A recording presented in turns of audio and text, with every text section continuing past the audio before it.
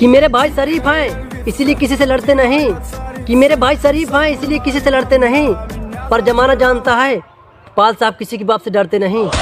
पाल घराना के होवे रे बुचिया, फायरिंग को दी है समियाना में। अरे नेता विधायक सब करते हैं सलाम, अरे नेता विधायक सब करते हैं सलाम, इसीलिए तो हर जगह चलता है पाल साहब का नाम। अरे पाल जी के खिलल बाटे नामावा,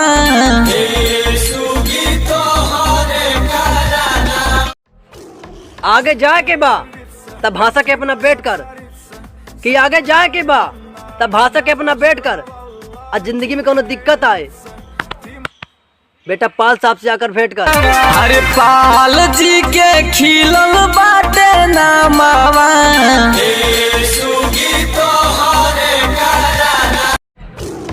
ये रे पोस्टर लगवा देना हर थाने में, क्योंकि शेर जैसा जिगरा चाहिए पाल साहब को हाथ लगाने में। नाम चले हमारा दुनिया में रे, दुश्मनों की कर दे छुट्टी। कि तू अपना जिला को होइबा रंगबाज, यहाँ पर तुहर दाल न गली, अरे तू अपना जिला को होइबा रंगबाज, यहाँ पर तुहर दाल न गली। बेटा ये पाल साहब की इलाका, यहाँ पर केहू दूसरे के राज न चले।